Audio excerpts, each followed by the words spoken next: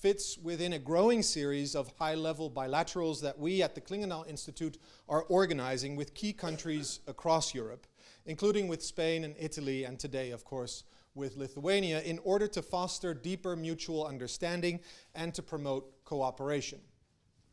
This is the second Lithuania-Netherlands bilateral dialogue on foreign and security policy, and with the Vilnius summit fast approaching, our timing is impeccable. So ties between the Netherlands and Lithuania have always been close and are growing closer still, both in a NATO and an EU context. And of course, as a very clear symbol of this, for the past 6 years, the Netherlands has contributed to NATO's enhanced forward presence in Lithuania. And it makes all the more sense that policymakers and policy experts alike embrace the opportunity today to compare notes and to see how we can coordinate further and how we respond, particularly to Russia's aggression against Ukraine, the challenge of economic coercion from countries like China, and how we ensure our broader European security. For if Russia's aggression teaches us one thing, it is the need to maintain European unity, and to do so for the long haul, to persevere. And if we are to maintain unity, we need to understand each other's perspectives and discuss common issues in a spirit of constructiveness and frankness. And of course, in today's sessions, we will focus on the implications of Russia's imperialist war against Ukraine and how we Europeans can live up to our promise to support Kyiv, whatever it takes. But this morning, we will also start by looking more broadly at the lessons that NATO should draw in a session on how to reinforce NATO's defense and deterrence. Now, before handing over to Ambassador Tankevičius for his opening remarks, let me wish all of you a very successful bilateral. I look forward to the proceedings, and let's ensure that today isn't the last time we see each other in this context. Thank you very much. Ambassador?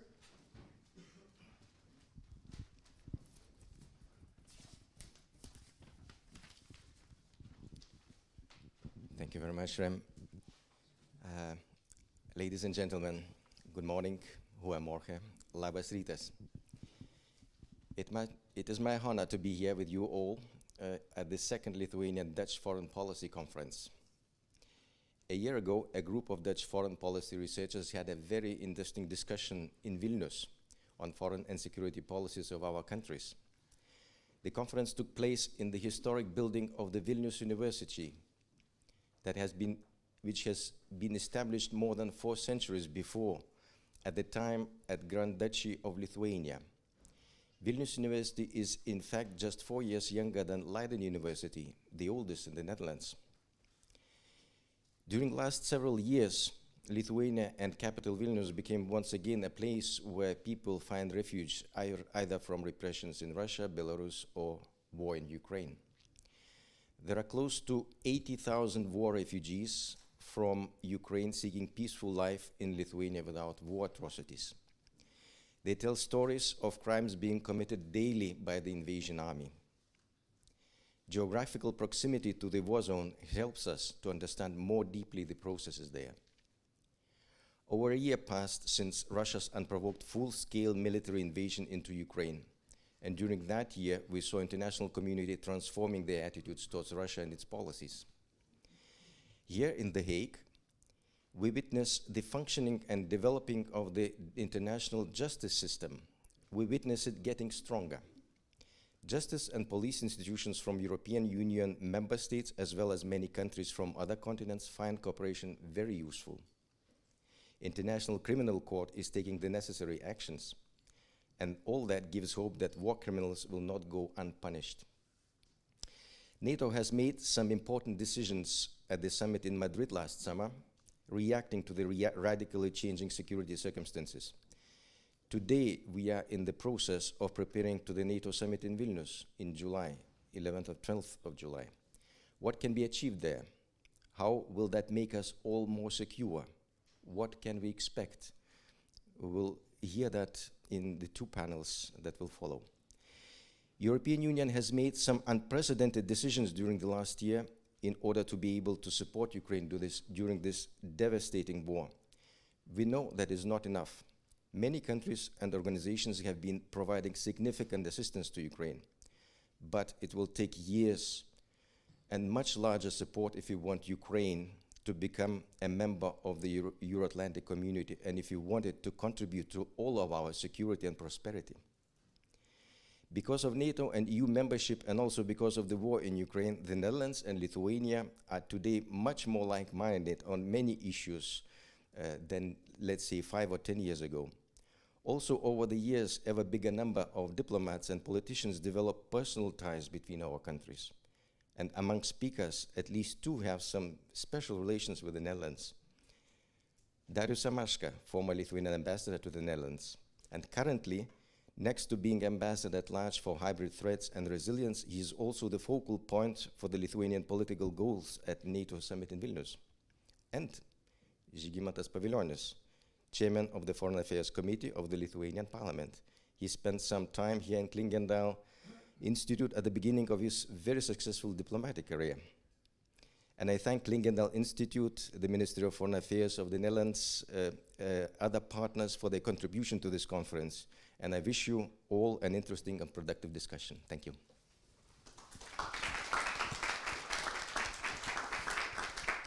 And with that, let's get started. I'm going to give the floor to the moderator of the first panel, 𝗏𝗃𝗀𝗃.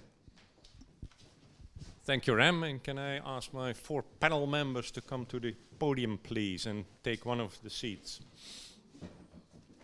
There is no, just choose one.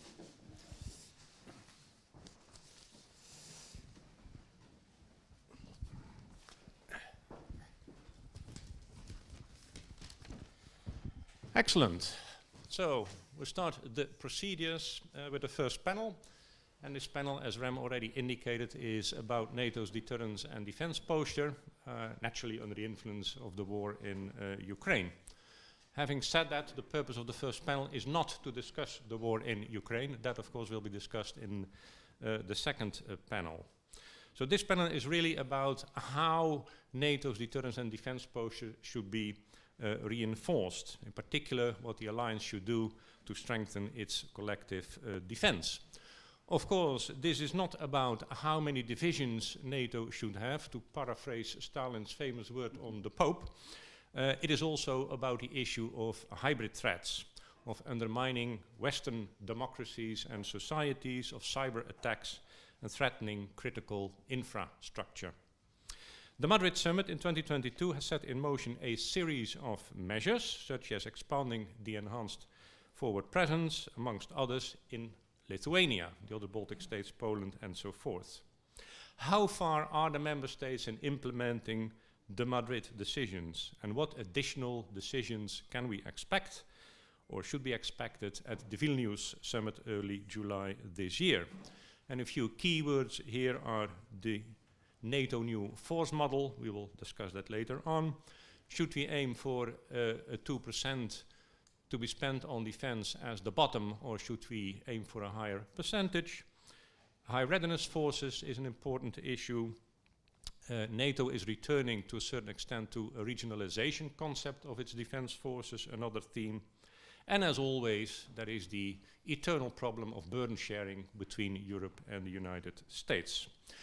To discuss these topics and others, we have 4 excellent panel members here at the podium. I have asked them all to speak for about 5 minutes in their introductory statements, so we do have ample time to involve you, the audience, in the discussions a bit later on. We will start with former ambassador to the Netherlands, but now the ambassador at large for hybrid threats and resilience of the Ministry of Foreign Affairs in Lithuania, Ambassador 𝗲𝗲𝗃𝗃𝗀𝗃𝗀. I hope I pronounce it well. Could you perhaps enlighten us a little bit on how Lithuania, under the impact of the war in Ukraine, is experiencing hybrid threats and how Lithuania is responding to that? And also, in what sense, in your views, NATO can play a role in the area of hybrid threats and hybrid responses? You have the floor. Well, ladies and gentlemen, it's really a pleasure to address you here in this building and in this park in this city.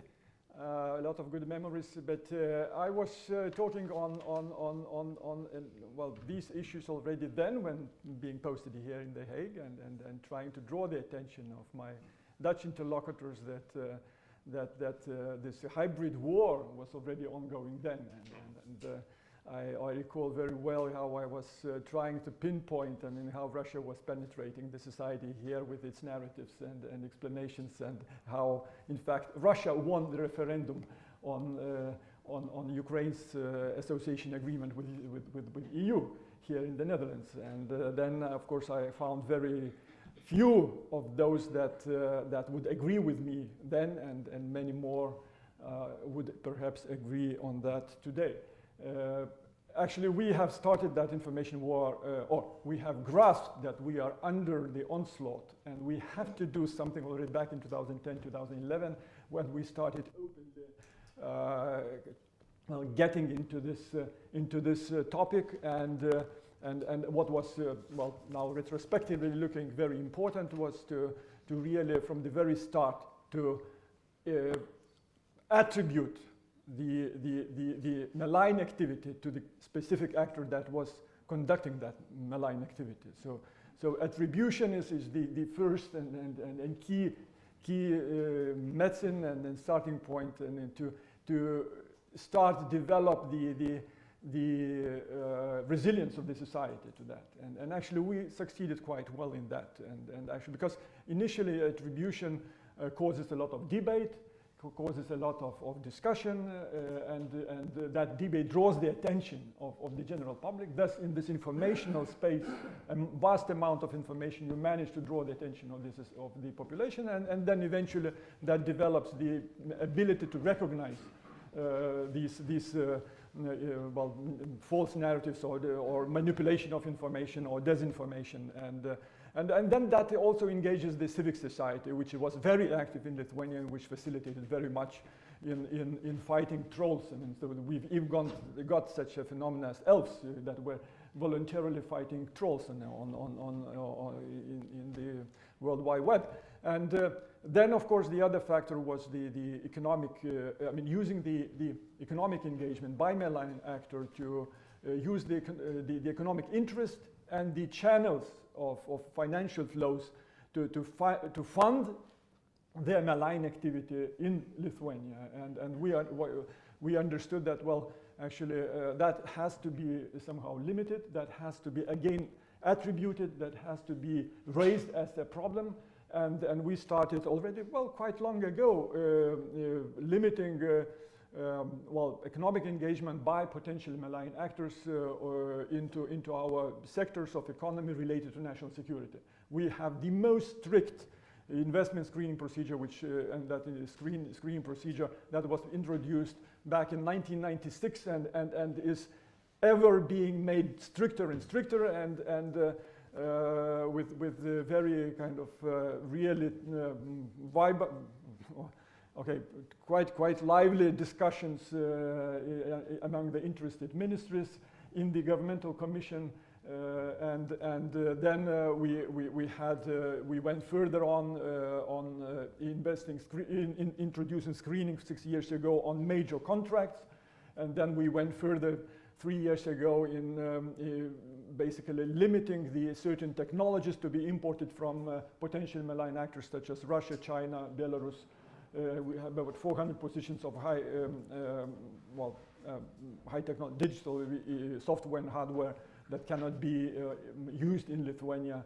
And all of that also sent a very good message to the market that, look, I mean, you would rather look for other markets, and eventually we've got to 2021 when national security strategy was updated and again approved in the parliament.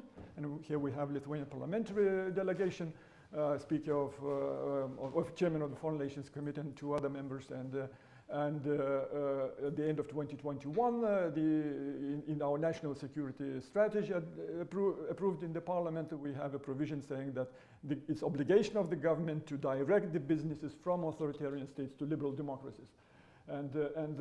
Eventually we've got to a situation when we were simultaneously, perhaps the only country, simultaneously under economic coercion of Russia and China, and we successfully managed to stand it and defend ourselves, and successfully the businesses found other markets. The economy did not go down. Well, maybe it did not grow as much as it could be if it followed expansion in the Chinese market, in China's market, but People's Republic of China. Actually, that was partially replaced by Taiwanese market. Well, eventually we've got a very healthy situation when the malign actors are. I'm running out of time, but there's one major thing that actually we ourselves cannot deal with, well, we deal with, but we are not in a position actually to solve ourselves, and where we need the allies and where we press very strongly our allies or encourage very strongly our allies, that is to, on the basis of Madrid decisions, to upgrade the forward presence into forward defense, and to really increase the size and capability of the forward deployed units up to the brigade size, to bring in all the enablers, strengthen the air support, air defense for our, until we manage to procure ourselves. We are running into extensive defense procurement programs. Today we finance our defense 6 times more than 10 years ago. 6 times more than we spent 2.52% last year. This year it will approach 3% almost, the defense spending, because the plan is 2.52, but then the additional revenue, bulk of the additional revenue which we expect, because we plan the budget very conservatively and the parliament approves very conservative budget, so definitely there will be more revenue to the budget. So, and the promise and the political agreement among all the parties is that the bulk of that additional inflow will be diverted to defense, and there's a long-term procurement plan. So in 10 years' time, we will be really, a very credible defense force. We will need much less of a permanent kind of support from our allies in the area. But now in this transitional period, we do need support, and therefore we call for that at NATO summit to recognize that it is that the situation when, as it was said in Madrid summit, that these units will be upgraded up to the brigade level when required. So we say this time, these few years is the time when it is required. We have those few years until Ukrainians, the heroes, fight against Russia. Before Russia recovers, we have 3-4 years, and we have to really use that year to make our deterrence credible. And so we call to our allies to really make the deterrence credible. Another thing, last one sentence, that what we need from our allies. Actually, well, we don't expect that our allies will be that brave and that far-looking as we are when regards to China. But please do diminish your dependence on China. So, well, we would like to say decouple. I understand everyone is afraid of that word. Even yesterday, the German foreign minister said that, well, no way for decoupling, but at least please diminish your dependence on China, and don't be manipulated by China. Thank you. You started, I think, by giving us a very interesting picture how Lithuania has responded to the hybrid threats and what it has been doing, particularly in economic terms. But you ended with the defense investment and with Lithuania's efforts in that respect. And that gives me a nice bridge to the next speaker, General Maurice Timmermans, who is the Director of Training and Operations of the Royal Netherlands Army. General, could you enlighten us a little bit on how the military contribution of the Netherlands to the enhanced forward presence is ongoing, what the lessons learned perhaps are, and also what the NATO new force model perhaps implies for the presence? We heard the ambassador saying for the next 5 to 10 years we still need the allies very, very present in the Baltic states. Until we have built our own capacities, maybe then it can be a little bit less. So what are we going to do then in the next few years? You have the floor. Well, Your Excellencies, ladies and gentlemen, thank you very much for having this opportunity to pitch on this topic. I'm responsible on a daily basis for the readiness of the land forces, of Royal Netherlands Army Forces, as contributing now and in the future to NATO on the eastern flank. Let me make a jump into the future and first of all look at the new force model. What does it tell us? NATO's new plans. We are in the middle of those plans. We are assisting in building those plans. And then look at the present, where we are when it comes to Lithuania. First of all, in the first few weeks and months after the second invasion in the Ukraine by Putin, it was clear to NATO that the current plans on deterrence and defense did not match the threat that we are facing today. And the planning, the military planning at 𝗡𝗲𝗃 in August started. And we were immediately involved. Now, what are the main changes that we will see when it comes to NATO's military capabilities as of next year? There's an enormous pressure to do this in time. First of all, we will see more forces present on the eastern flank as tasked to deter, but also to defend if it's necessary. So more in-place forces by the countries, and if they are not in place, then you will see them on a rotational basis from their home countries on the eastern flank. This means for me as well that when I train my units, I would prefer to train my units in those countries that need our support, like Lithuania.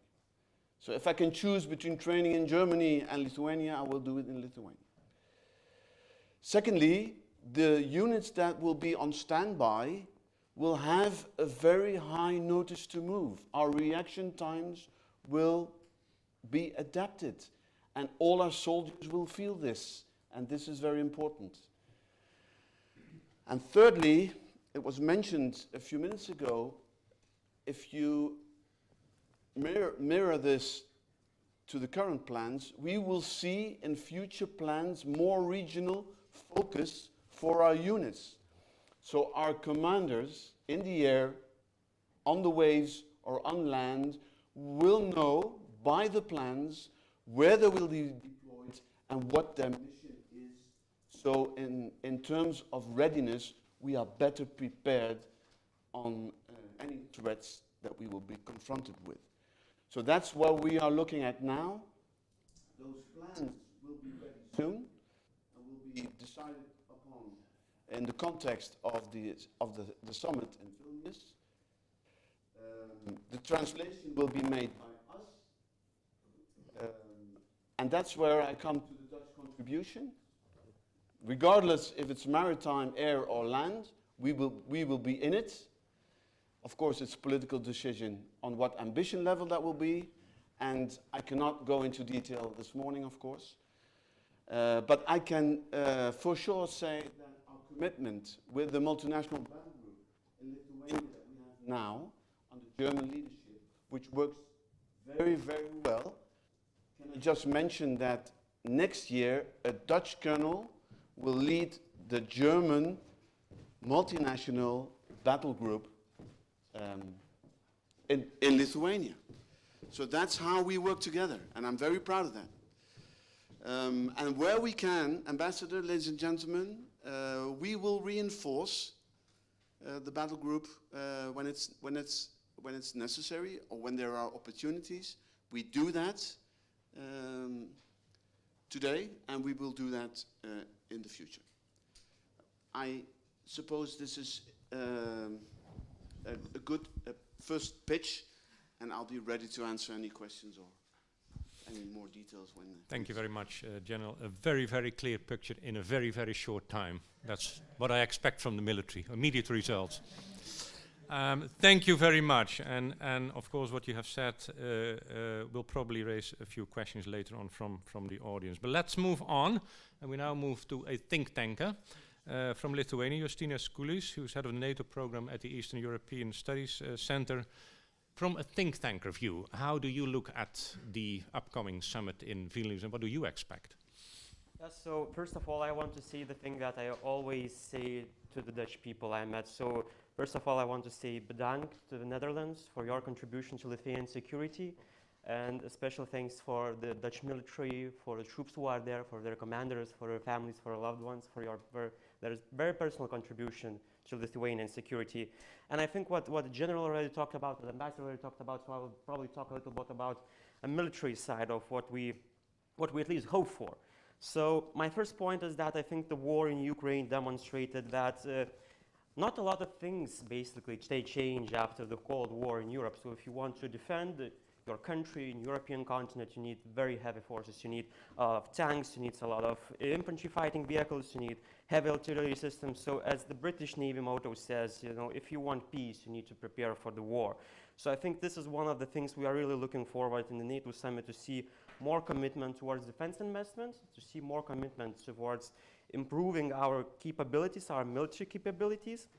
And especially I think from Lithuanian point of view, we're looking forward to the Western European countries to improving their military capabilities, because from what we see now, for example, Poland is procuring a lot of tanks from both South Korea and United States, and soon they will have more tanks than France and Germany combined.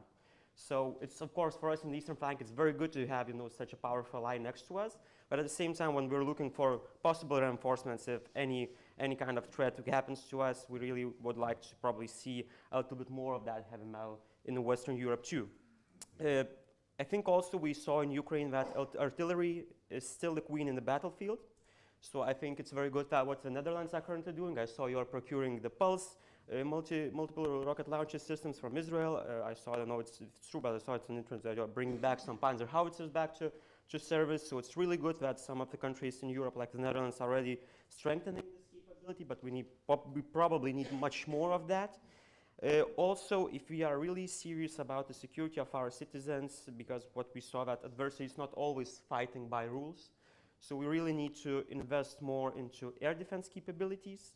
Also, as Ambassador Tankevičius talked about hybrid threats, so we need to invest more in the defense and security of critical infrastructure. As we saw with Nord Stream, it still can be very vulnerable. And also to invest heavily into cybersecurity, because basically we managed to see a lot of threats in cyberspace even without declaration of war. So we really need to look for that and to look for new ways, maybe cooperating with European Union, cooperating with private companies to really strengthen this too.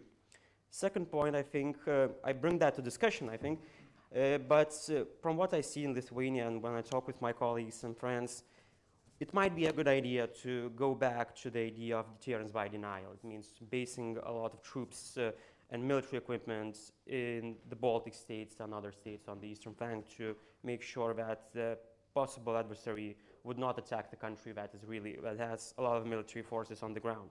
So two parts from that probably. So the first one, we are really looking forward to an implementation of brigades agreed in Madrid, because I think it would really strengthen the ground component in defending the Baltic states. Of course, we are investing, as Ambassador Tankevičius already taught, a lot into our own defenses, but we are a rather small country, so we have limited funds for everything. But now we are looking, for example, in Lithuania, we are now having discussions in public about developing a division level formation in Lithuania.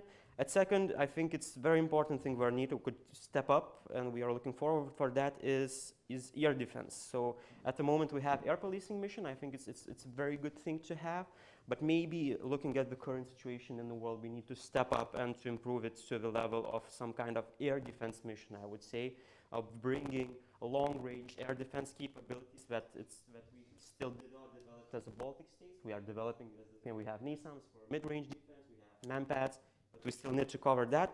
And also probably it would be good to debate the possibility to have more NATO fighter jets in the Baltic states too.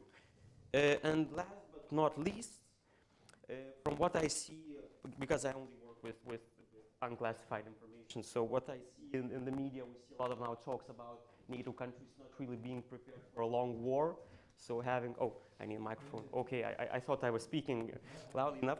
But we need to have more ammunition stored, we need more weapons stored, we need more military equipment stored, we need more troops in reserve that would be ready, because from what we see in Ukraine, the war of attrition is really kicking in fast, and as I now see media news about like UK countries like UK being ready for a war for 5 or 6 days. It's really very difficult to deter, I think, any possibly adversaries when we publicly talking about that we are not really probably fully ready for a big war. So I think it would be good also to look how we can build up the reserves for ourselves, of course, understanding that NATO is currently not at a war, so, you know, keeping that balance between the peacetime and the wartime, but to have those reserves prepared.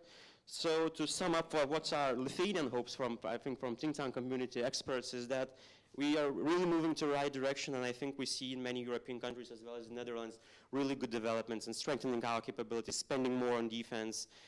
But at the same time, probably we need to move fast, especially when we see that Russia is planning to increase its military standing next in the Western military district, so updating the brigades to the divisions. Of course, it will take some time, but still it's a very important call for us to act.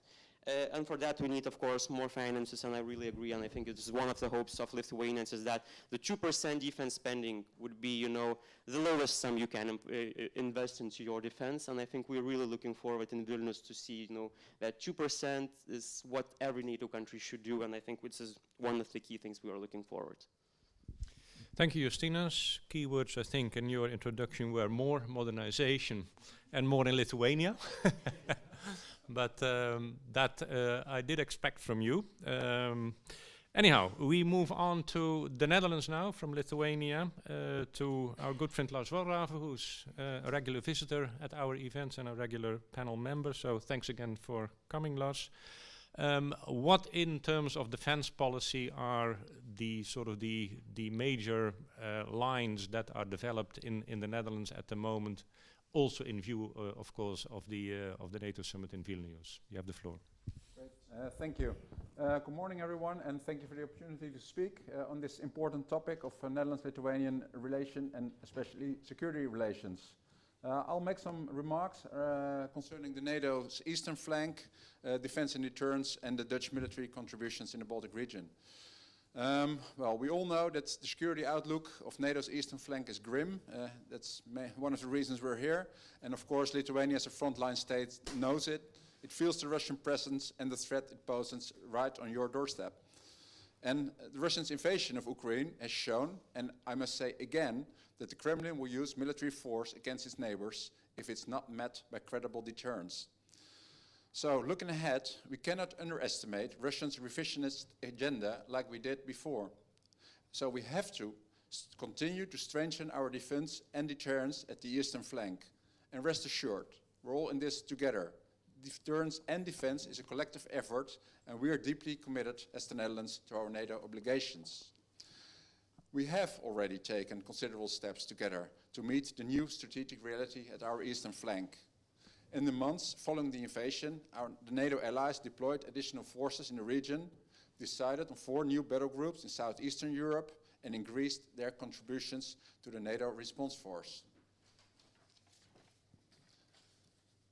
At last year's summit in Madrid, allies decided on the long-term measures to further strengthen NATO's eastern flank, including the expansion of the enhanced forward presence battle groups in the Baltic states and Poland. And at our summit in Vilnius this summer, we expect to see more practical implementations of the decisions we made in Madrid. This was the call to create a long-term posture that is robust, but flexible and sustainable at the same time, and clearly signals the military ability and political determination that NATO will defend every inch of Allied territory. As an active member, NATO member, the Netherlands, of course, seeks to contribute as much as possible to NATO's collective defense. Thereby, I must be honest, we must match our limited military capabilities with a wider range of commitments, for instance, in the Middle East, Caribbean, and the Western Balkans. This will require substantial deliberations together with our partners and make clear-cut choices about where our troops can contribute to security the most. But that being said, over the last year, we have shown our commitment, sending a Patriot unit to Slovakia, contributing to the battle group in Romania, providing air policing with our F-35s in Bulgaria, Poland, and as you all know, we're already active in Lithuania since 2017 as part of the 𝗲𝗲𝗃𝗶𝗹 battle group. We increased the mandate for our contribution within the battle group in 2021, and by then already extended the mandate for 3 years, because we knew already then that we're in there for the long haul. Looking at the future, the Netherlands is and will remain strongly committed to the security of the Baltic states and Poland. And together with our partners, Germany and of course Lithuania, looking at ways to shape our future presence in the Baltic, being guided by the NATO force model that will be adopted in Vilnius. Thank you. Thank you, Lars, for your introductory remarks. I have a few questions myself, but I do want to give the floor first to the audience because we have ample time left. The procedure is that I will take 3 or 4 questions together and then ask the panel members to respond, either questions directed directly to them or as they deem necessary. The microphone will be traveling around in the room. So please raise your hand, please introduce yourself very shortly if that is needed, and be as short as possible in your intervention, and please with a very clear question.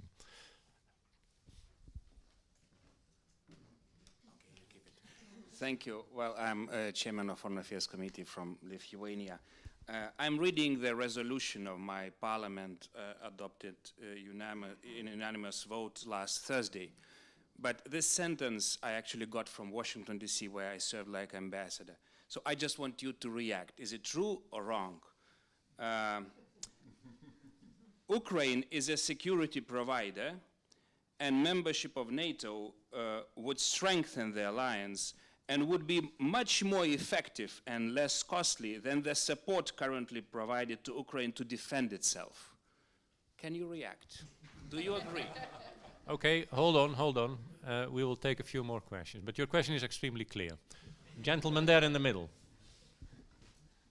Thank you so much. Alexander Strelkov, Erasmus University College. Maybe slightly, I hope it's not Novichok, maybe slightly idealistic question, but in the context of the Russian aggression, is it now more politically feasible to move the European Defense Agency and the EDF from burden sharing and coordination to military innovation, meaning creating something like EU DARPA, or if I am to become even more idealistic, develop some kind of joint EU-NATO technological innovation center? I know I'm an idealist. Thank you. Thank you. That's a very specific question. More hands raised. I don't see that for the moment, so you can think about it while we go back to the panel. So we have a very clear question on Ukrainian membership of NATO. Who wants to take that up? And the question about, I would broaden that question a little bit also to the role of NATO, because we're really talking NATO here today and not the EU or EDA or the Commission. How NATO's role in innovative technologies, in modernizing armed forces in the technological sense, how NATO can play a role in that. So I broaden the question a little bit. Who wants to pick up the very tricky first question? You know, Yeah. it's very easy for Can, Lithuania. yeah.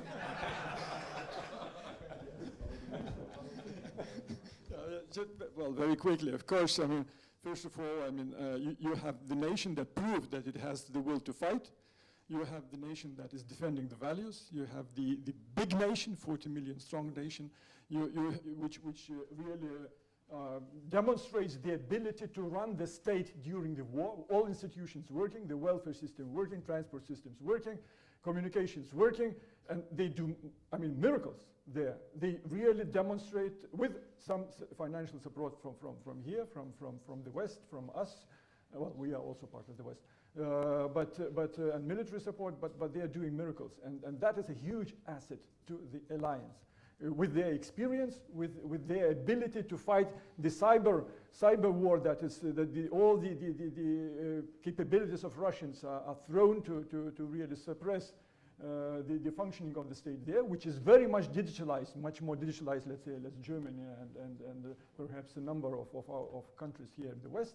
But all that is functioning because they have managed to organize a very credible defense and are resilient to Russian cyber war during the hard war.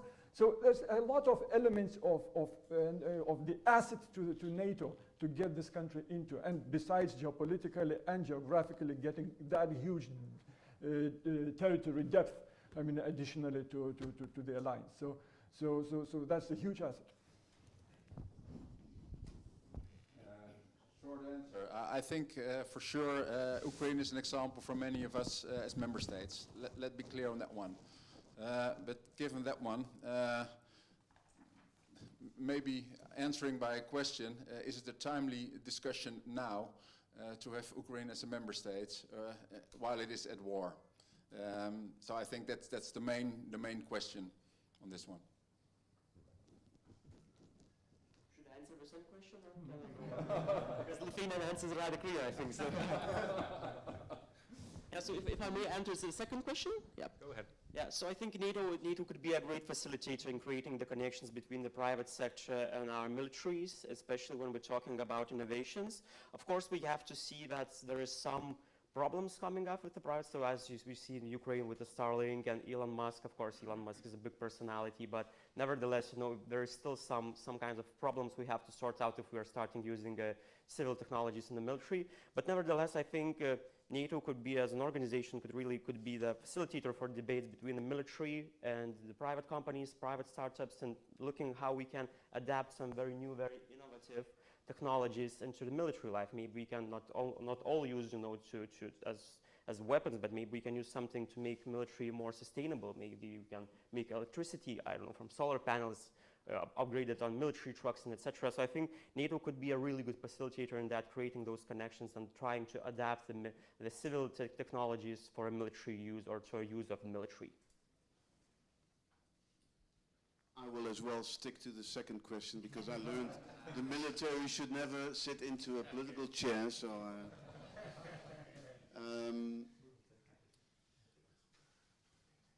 the interest of the military when it comes to technology is interoperability.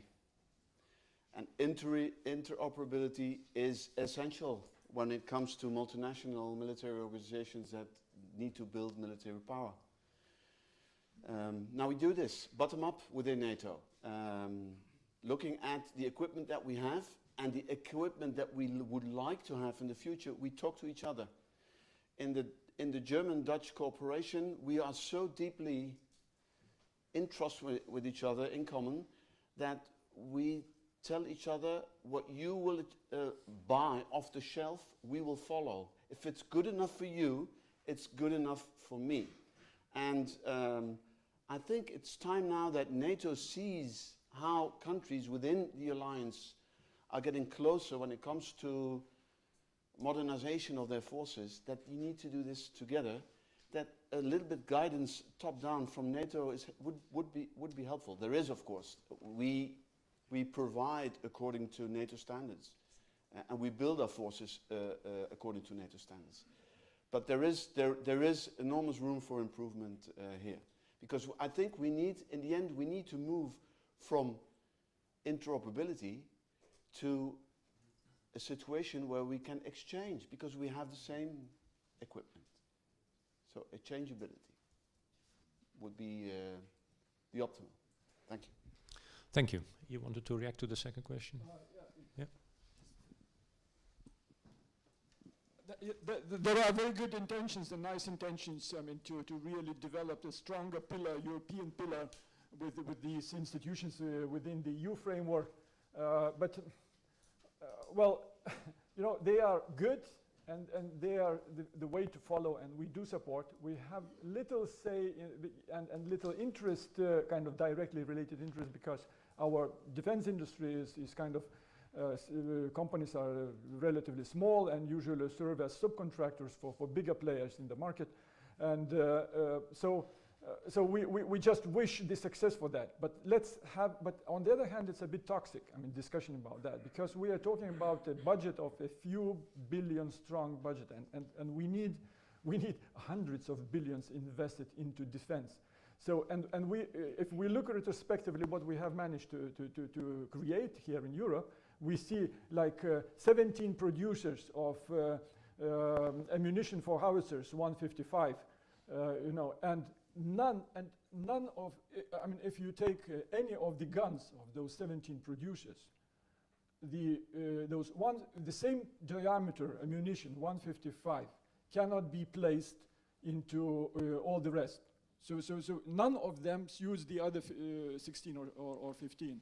No, I mean, that's the reality. I mean, we are not able here in Europe to agree, I mean, who gets the biggest piece of a pie and of the defense spending. So the only way forward, and we need, but on the other hand, we need results fast. So the only way forward is to not to be deceived by these nice ideas of pool and share, but to really nationally, each state investing decently and committing to supporting its own industry long time ahead, so that the industry would increase the capabilities and that we would not be in a shape when today we cannot produce in a month the amount of shells needed for Ukraine in one day. So the situation is clearly dramatic. We need commitments for much larger investment into defense. If I may, very short, I fully agree. Industry has to scale up, but getting back to the question, I think it's also important that what both EU and NATO are doing at the moment is looking at new technologies and how to use them for military use. So on the EU side, we have the PESCO, we have now the European Defence Fund for developing new systems and capabilities. We'll have the new 𝗚𝗲𝗶𝗹 coming up from the European Union, whereby countries together can buy the capabilities that have been developed. On the NATO side, of course, we have the NATO Investment Fund, investing in dual-use technologies, small companies that really have an added value for defense use as well. Diana, another NATO initiatives. Will it help now? Will it help tomorrow? No, it will not. But it will help us keep up in the technological competition we're having now in the world. So I think it's really important not only to look at today, but also look at the further future. Thank you very much. We now open a second round of questions. Lady on the third or fourth row to the left there. Good morning to everyone. I'm an ambassador of Croatia. I would like to have your comment, maybe more from our Dutch guests here. Knowing that there was this state visit being here in The Hague and the Netherlands, state visit by a French President Macron. What I could follow was only from a media reports that there was a talk about a strategic autonomy, which is one of the favorite subjects of a French foreign and security policies, and then that the Dutch side reconfirmed a support.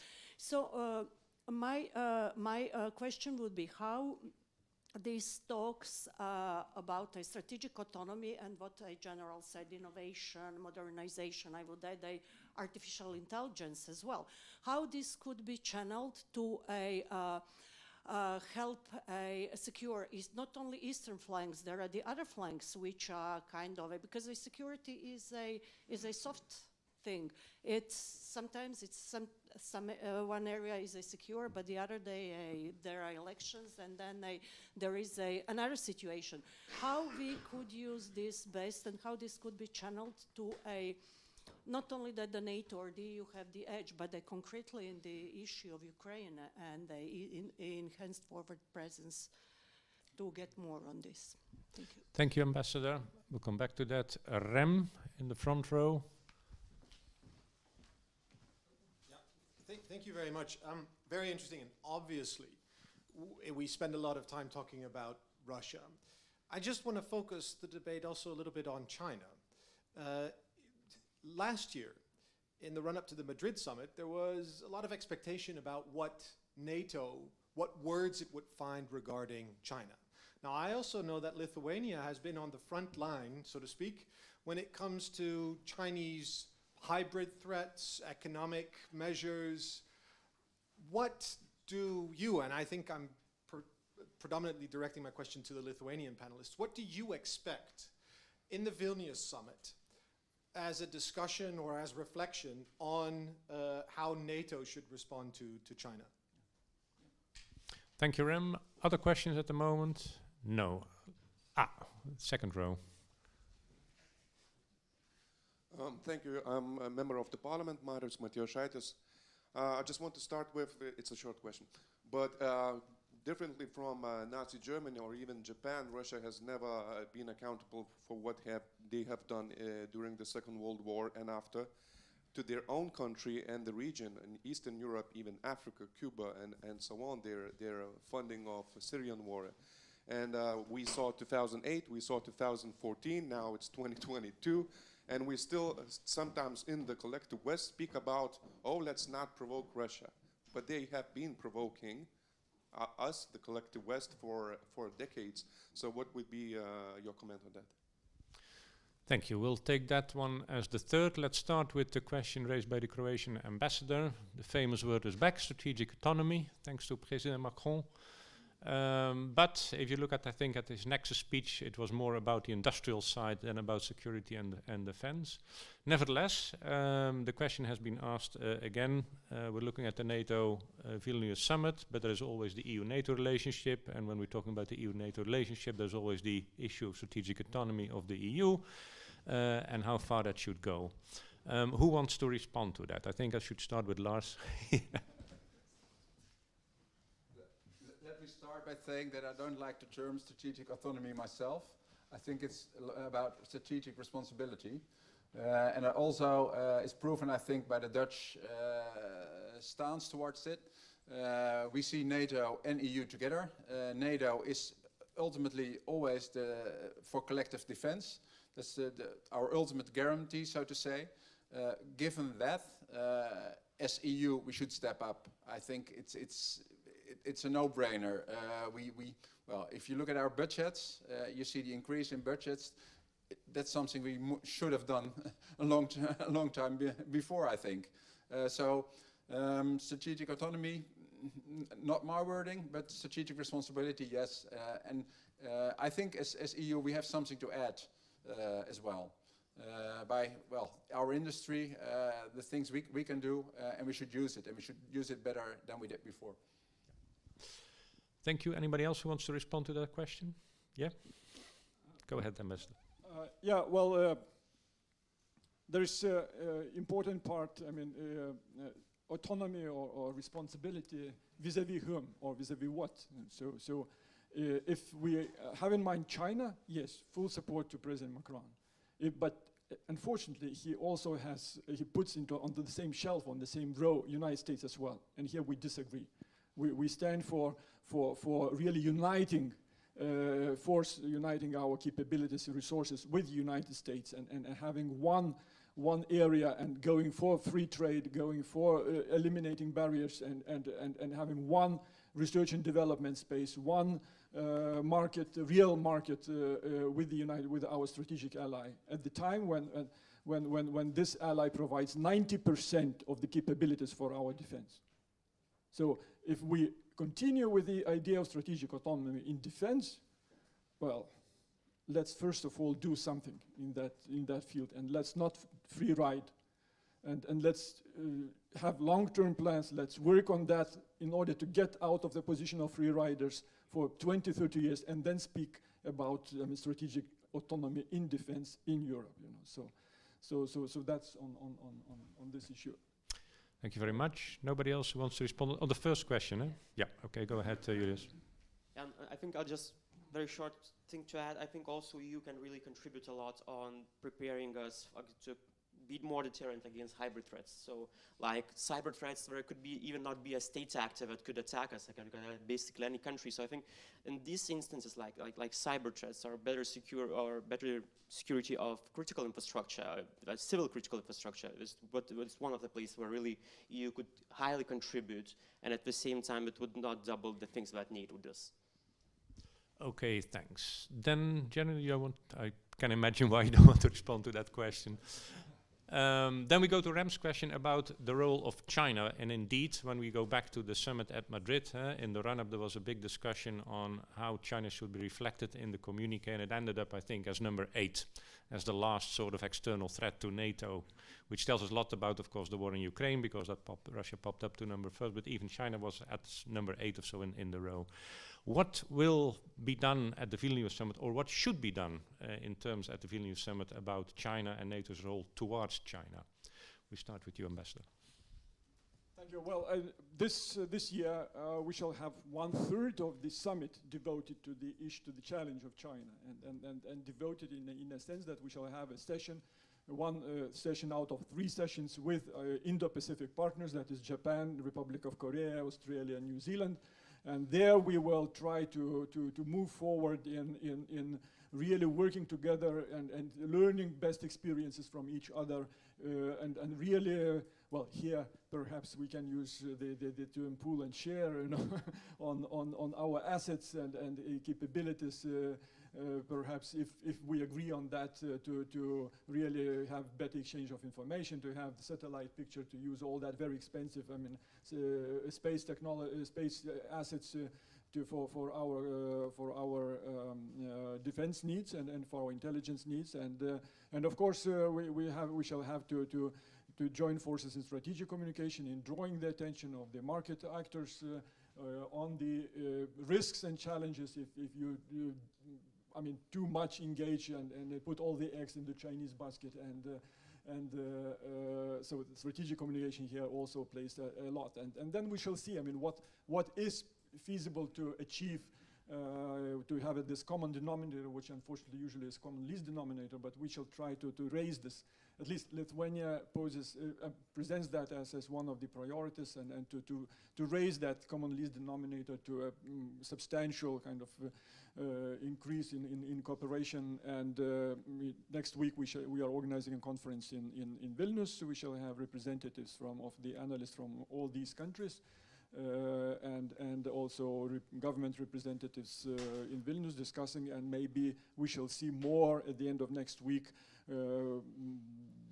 where we can, I mean, really go forward and deeper into this cooperation. So meeting the challenge of China and via cooperation with the like-minded transatlantic partners.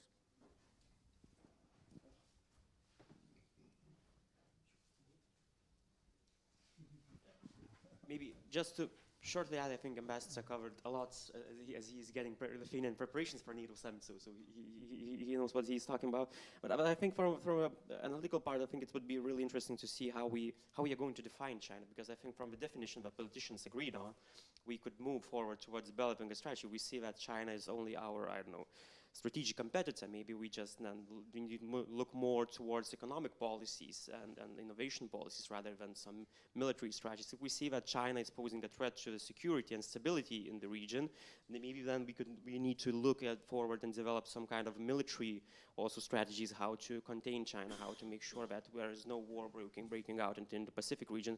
So I think what I really look forward in summit in Vilnius, because I think from last year in Madrid there are still some uncertainties, and especially now when we see President Macron talking about visiting China, as Charles Michel also supporting his position. So I think what I would really like to see is that more clear political position of how NATO countries as a whole and NATO as a whole alliance is viewing China. Thank you. Then we have the third question, and I'd like to broaden that question a little bit also to draw General Timmermans into the debate, that is about how we deal with Russia. We move to putting Russia as enemy number 1 again. That is unlikely to change as the war prolongs, but there's also the longer term perspective. And I want to connect to that question our defense investment. And that brings in also Lars and the General, I think, into the debate about what the Netherlands are doing.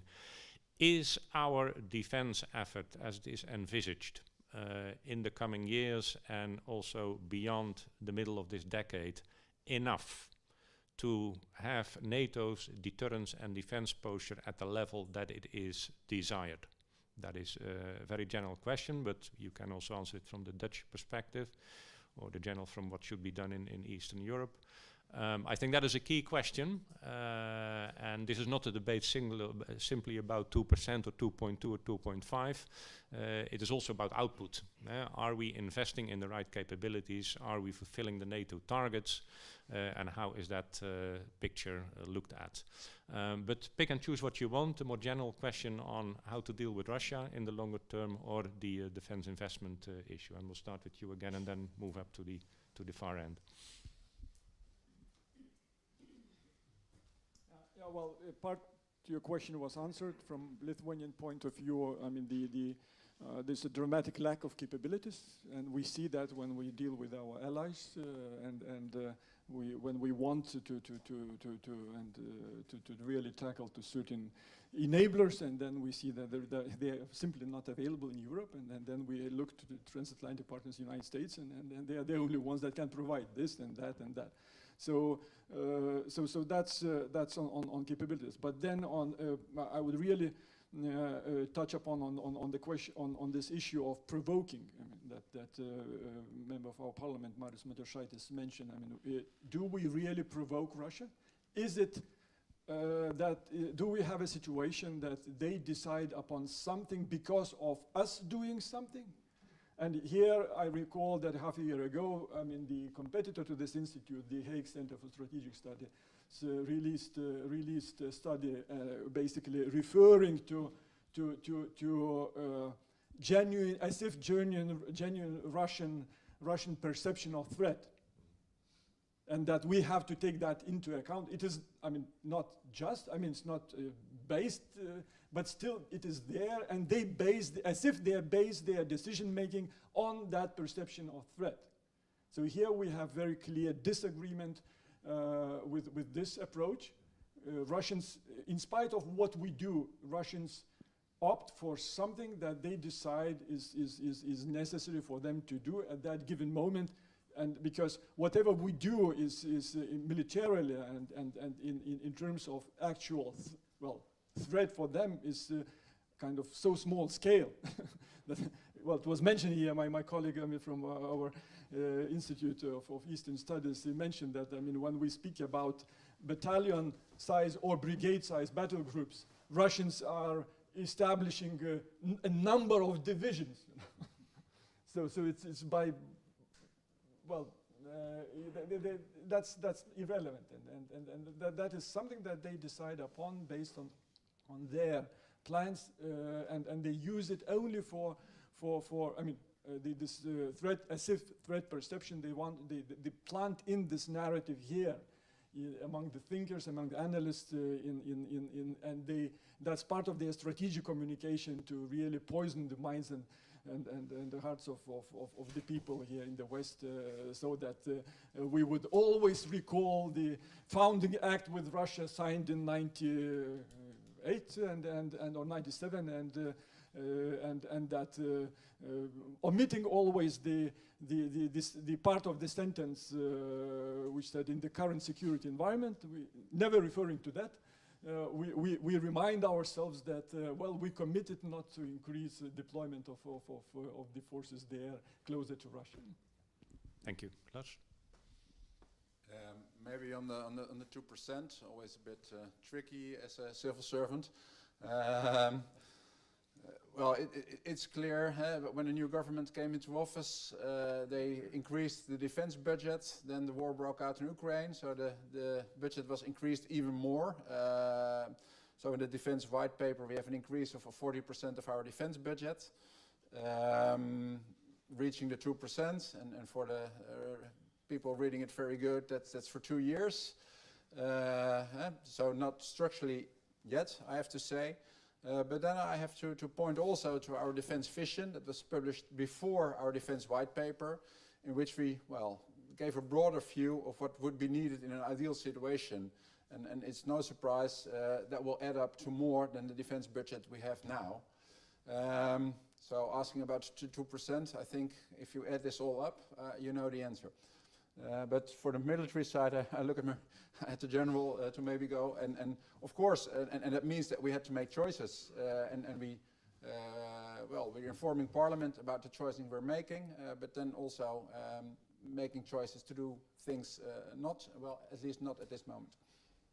Yep, thank you. Then Justinas, and we enter the general. So maybe I answered most of the questions in my introduction remarks, so I just give the mic to general. Excellent. When it comes to the question how to deal with Russia, I can assure you when it comes to deterrence, and when we have a discussion what to deploy, where and how and when, what the reaction of Russia will be, we are not interested. Because we know what we need to do. to come up with a credible force to be successful in deterrence. That's our main issue in the situation that we are in now. The fact that we deploy or support investigations from a request from a building not far from here in the Ukraine shows you that Russia cannot get away with what has happened in Ukraine. When it comes to military capabilities, the sad story is that after the fall of the Berlin Wall, all NATO countries have cut down in more or less the same military capabilities. And if you want to rebuild that now, we are all standing in front of the same shop in a row. We all need the ammunition that we have not bought over the last 20 years. So that is a real burden. That's a real issue. So it takes time. What is helpful is that in a binational or multinational context, like in Lithuania with our battle group, we can help each other with getting rid of those shortfalls by bringing in extras, because one country has a little bit more investments in one capability than the other country has. And that's what we see on a daily basis that's the strength of the multinational battle group in Lithuania. And it's also my chance now here to say that this would not happen without the excellent support of Lithuania as a host nation. Really, Ambassador and all Lithuanians in the room, thank you very much about the way you fill in your role as host nation, because only then our military capabilities come up to the speed and the effectiveness that we want to see in the mission. Thank you. Thank you, General. The last words were, I think, very well placed. I think the consensus in the group here is clearly that the defense and deterrence posture has to be reinforced further. I think there are still questions about will we be able to do it all in the future, but that's the question to be answered by politicians, by ministers and by members of parliament who are having the control on the budget. For now, we will close this discussion. That means that we were going to have a 10 minutes coffee break, so we resume at 10 to 11 for the second panel. But before I formally close, can I have your applause for our 4 panel members, please?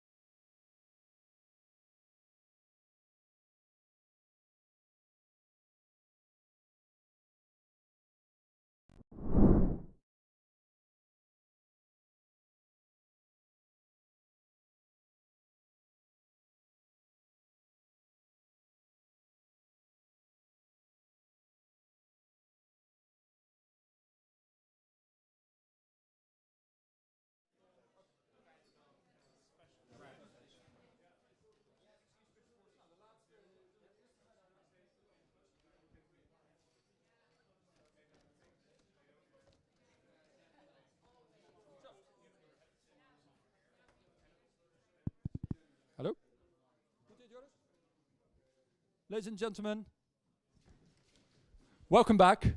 I hope you had a nice but very brief coffee break. The reason it was so brief, even though some of the main added values of conferences like this is to have a chance to meet each other and to have conversations, is that our Lithuanian guests have to move on to the parliament after this session. So we are rather limited in time. We have until 12 o'clock, which puts the stress on me as the moderator of the second panel. My name is Bob Dane. I'm with the Clingendael Institute, the coordinator of the Russia and Eastern Europe Center.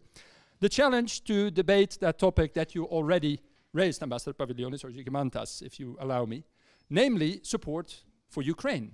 A major topic, of course, at the Vilnius summit, something that has preoccupied us in all of the capitals, I think, of the NATO allies or the EU member states, because, of course, Ukraine's security is also our security. As Rem mentioned already in the opening, and as you mentioned in your intervention, the Ukrainians are fighting the Russian Federation to defend their own country. They're also fighting to defend values. And we all have this feeling of threat perception. If Russia would succeed in Ukraine, very few of us doubt that Russia would stop there. So the fact that Ukrainians are fighting there, that their blood is shed on European soil, is also something of common concern. And that's, of course, then the question, how can we best support them? Now, we have already extensively supported Ukraine. The Netherlands has, Lithuania has, but there's still many questions out there. And I think this event is a really good opportunity. It's the second time I have the pleasure of being at a Dutch-Lithuanian Foreign Affairs and Security Conference. Last year was in Vilnius. And I think Justinas remembers this period. It was just 2 Dutch speakers in a room full of Lithuanians. You have to imagine that all of you would be Lithuanians at this point. And I started to get the questions that you asked, Žygimantas, about, so when is the Netherlands going to accept Ukraine as an EU member state? It's not easy, these questions. It's not easy at all for us, in fact. And the fact that we can have this open and frank conversation with each other, that we can understand our positions, even though they might diverge, is actually really good, not only for the diplomats and the policymakers, because they know these differences already. Charlotte, in fact, knows this very intimately because you negotiate with your fellow diplomats all the time, but also for the wider public, because it's really important to understand where we're coming from, also how geography and history play a role. And maybe therefore, Žygimantas, if you allow me to give you the floor first. You already kicked it off with your question on Ukraine. I think Lithuania is not that divided internally. I mean, it is divided about many things, but not about Russia. But you also see parliamentarians across Europe. You know there's other countries that have other threat perceptions. You know that the support for Ukraine, we may all say that it is whatever it takes, as long as it takes. But that's by no means guaranteed. So I wanted to ask you, in your opening remarks, which challenges do you see ahead? What are you most worried about in the run-up to Vilnius? And which message do you think is really important for the Dutch to hear? And the floor is yours. Okay, it's very difficult to say everything in 5 minutes, especially it's kind of emotional moment for me. I was studying here 29 years ago. I'm the product of Clingendael. But I will try to make it kind of too simplified, maybe. I'm quite old, well, already 52 or something, close to that. And my life is about 30 years of struggle, first to integrate Lithuania into EU and NATO. And I was inspired by this idea here in Clingendael in '94, because it was you to show me NATO for first time in my life. You brought me physically to Brussels. You showed me the European Commission, Brussels. You showed me all that beauty. And, you know, I'm from the school of so-called January 13. I was the closest to the TV tower. I saw my friends killed by Soviet tanks. And I remember that hopeless feel, and also tremendous wish to integrate to EU and NATO family, because I thought I will never have tanks like this. I will never kill people like this, but I have my brain, my heart, and I will use it till the very end to make it happen. So this dream was born and consolidated here. Then I would say 15 years was this, I would call it Clingendael period. I was inspired by, you know, democracy, freedoms, rules of law, you know, market. And we did it in Lithuania. Guys, when I started in MFA together with Darius, my salary was $5 a month. You know, my salary today grew maybe about 580 times. It's difficult even to count. We are 90% of EU average. We are much richer than Greeks, Portuguese, Spanish. It's very difficult to say to them to the face. Even Estonians, that is the most important thing for Lithuania. So you know, we are rich and happy. Well, you are much richer, but you are one of the But are we happier? closest I don't know. trading partners and investors. Well, Americans and Germans are now most important economic and security partners, but you are number 4, 6, so we are quite close. So that was the romantic period that lasted till Bucharest NATO summit. In Bucharest NATO summit, I was already deputy foreign minister. I was standing behind my president Adamkus, and we were looking to those Germans and French eyes who were doing huge geopolitical mistake. Because we entered here, and I would call the second stage of my life, of last 15 years, the Munich period. I deliberately use it, Munich of 39, because then, by listening to another Munich Putin speech in 2007, we kneeled. Putin infected us with his own visions, like Darius was saying. He instilled something that was not Clingendael at all. We started to appease Russians and Chinese. We started to give all the money to them without any conditionality on democracy or freedom rights. Oh, at the same time, they were killing dissidents, they were poisoning, they were annihilating Chechens, and we were opening all the markets. Yes, Darius was right. I was blocking then post-PCA agreement because Europeans wanted to give it all to Putin. And together with Poles, with late Kaczynski team, we were saying, guys, are you crazy? They are becoming a dictatorship, and you are feeding dictator with your money and technologies. They will build muscles and they will attack us. And what happened? Of course, in 2008, they attacked Georgia. I was then political director. 1 year before, I was crusading all EU capitals and NATO capitals. I was looking to the eyes of Dan Fried and saying, are you stupid? What are you doing? You have to stop it. Our intelligence is saying that they will attack. Oh, no, it will never happen. This is 21st century, they are so nice and civilized. And they attacked. And then I remember I was standing alone in Brussels and everybody was laughing at me, thinking that I'm kind of crazy, Russophobe, because I called it Munich of 21st century. If you do nothing to Russians after they occupy the country this way, we told that next is Crimea. We told it 2008. My president told me, everybody told from Lithuania. Nobody believed us. And that continued. All those Munichs and Yaltas and Minsk, appeasing dictators. Actually, to make it very blunt, what we did in Bucharest, and that's replying to the, he left, the person who was sitting here from Defense Ministry, about the time. You know, we created the gray zone in Bucharest.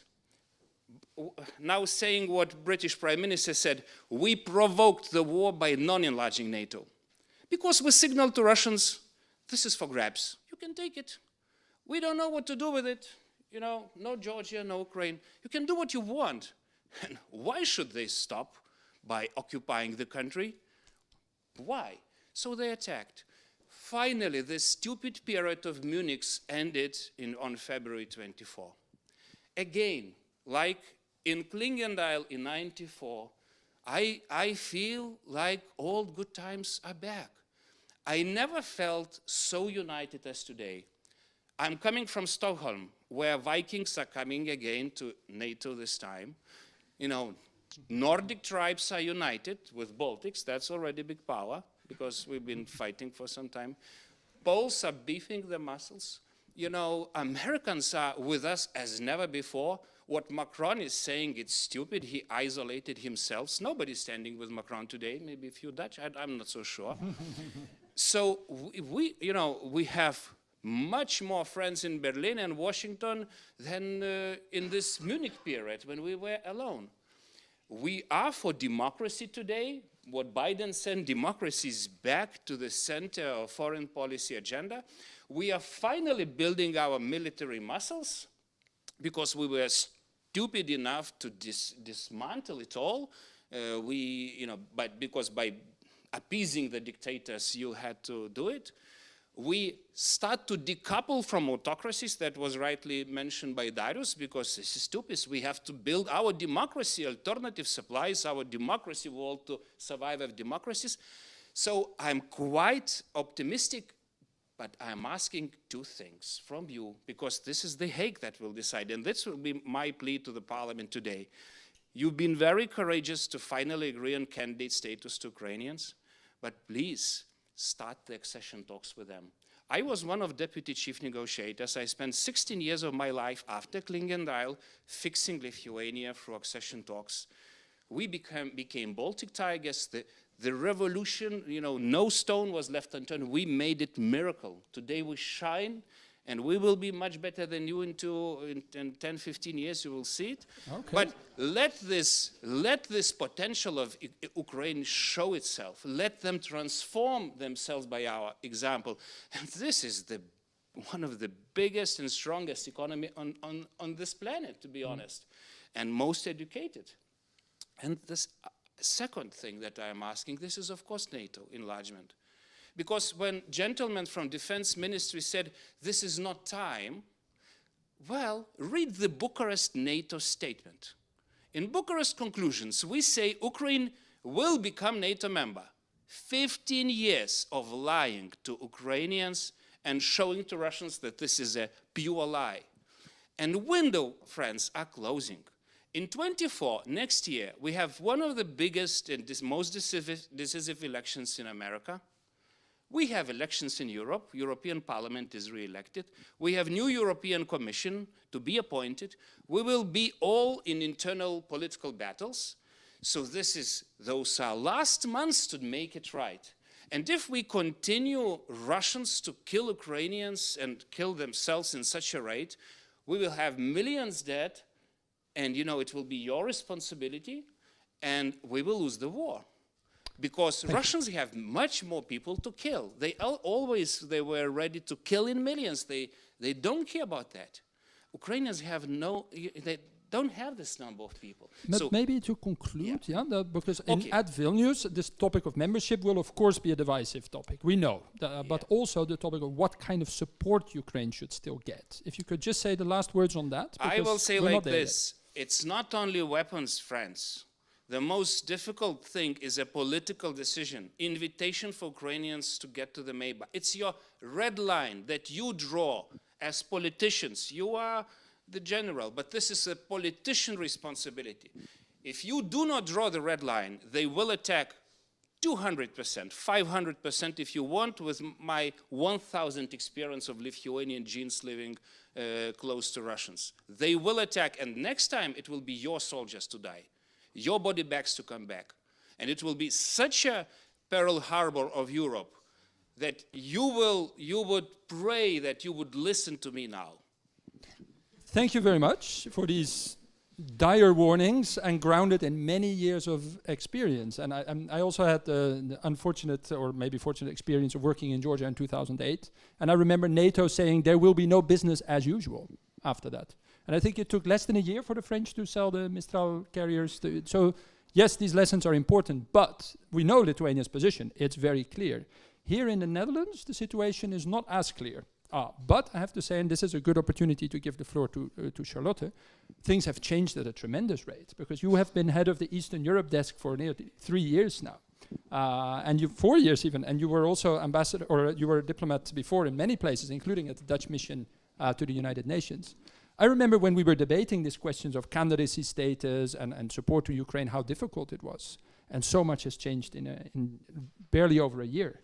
But do you feel, I mean, this is really that watershed moment, do you feel that support holds? Are you concerned that we have this unity, this sense of purpose to actually go to Vilnius summit and come back with a strong resolution? Or is the risk of this support to Ukraine and the kicking in of Ukraine fatigue, this much overused word, is that something you and we should be worried about? Charlotte, the floor is yours. Thank you, Bob, and good morning, everyone. Thank you for allowing me to participate here. And I have to say, after such an impassioned speech by a very committed politician, it's a little hard to follow up as a civil servant, but I will do my best. I will combine my policy experience and also a few personal insights, if you'll allow me. As your question on is the change fundamental? Because there is definitely a change. I think the previous panel also illustrated how much we've increased our investments militarily, but it is a much broader transformation we have gone through, I think. I would illustrate that, I think, what was an important turning point, and this was through my personal experience. Last year, early February, I had the chance to travel with our Prime Minister and our very new Minister of Foreign Affairs to Kiev. This was their first trip there, and as you know, the Netherlands has quite a complicated relationship with Ukraine. The referendum, MH17 had both drawn us together but also created a lot of complicated discussions. And this was an important step. And through that visit, I think it created a lot of personal rapport between the politicians, an understanding of two very serious governments, and then the threat was still downplayed. This was 3 weeks before the invasion, and yet it was very hard for anyone to imagine this would actually happen. But it made that contact important, and I think from there on, we have seen a commitment from the Netherlands at the highest level to do for Ukraine whatever needs to be done. There was, in the first days of the war, direct contact and phone calls, and really the Prime Minister saying, tell me, what do you need? And our Chief of Defense has followed up very clearly there with, in the most creative ways, trying to draw from our stocks, buying, etc. But we've done that more widely, not just militarily. There's been very fast decision-making about committing funds, and perhaps to illustrate also, Ukraine, even though according to OECD norms it could be a developing state, it was not on our list of development cooperation partners. We have changed that because the funds are needed, and so we've been able to invest a lot more. This has been a transformation within our ministry, but also in budgeting. And importantly, also mentioning the EU membership discussion. You'll have seen that the Netherlands has been willing to take more decisions in the interest of unity, in the interest of the bigger geopolitical context than perhaps you have been used from us. We are sticklers for rules. We have been very strict on all sorts of agreements and not afraid to push back. But here, the common good was very much in front, and same in NATO context, of course. So we are circling the wagons. That's not to say that we will continue to be fair, strict, and engaged, because we have something really important to protect. If we want to keep that unity of the European Union, we must make sure that who joins is ready to join. It is in everyone's interest, including Ukraine or Moldova, or at some point Georgia, the Balkan members, aspiring members, to be ready, and the Union must be ready too. So there's no point in being too forward when we are not ready. We see we have difficulties internally as well, and we can't be blind to that. But we will consider it on its merits, and we will be proactive in the discussion, and we have also committed to help Ukraine reach those goals. So we are investing in all sorts of ways, and they are doing an amazing job reaching and fulfilling the recommendations as they are fully engaged in a war, which is remarkable and cannot be ignored.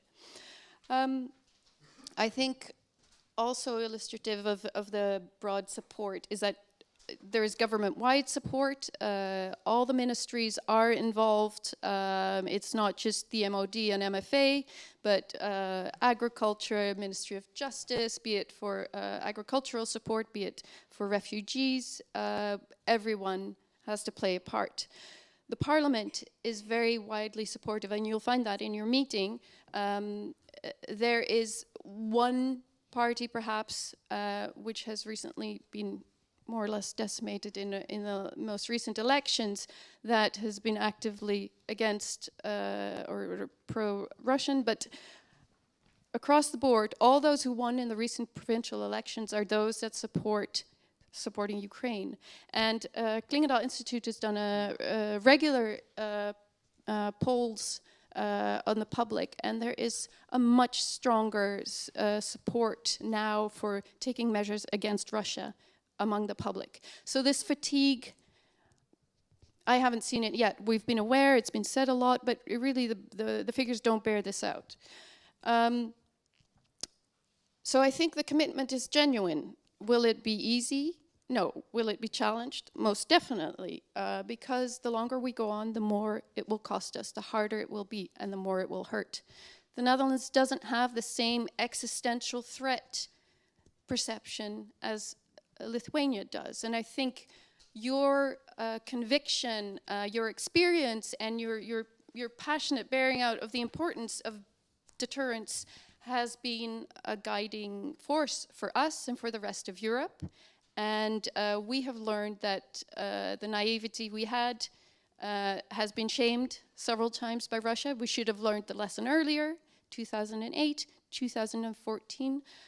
But let's be sure that we do learn the lesson this time around. We know that the time of comfort is over. The confrontation with actions that we should have taken before is real: military investments, enlargement discussions, resilience of our own societies. And let's not forget, the war here is the most prominent thing we're discussing now, but we are in a time of transition and crisis.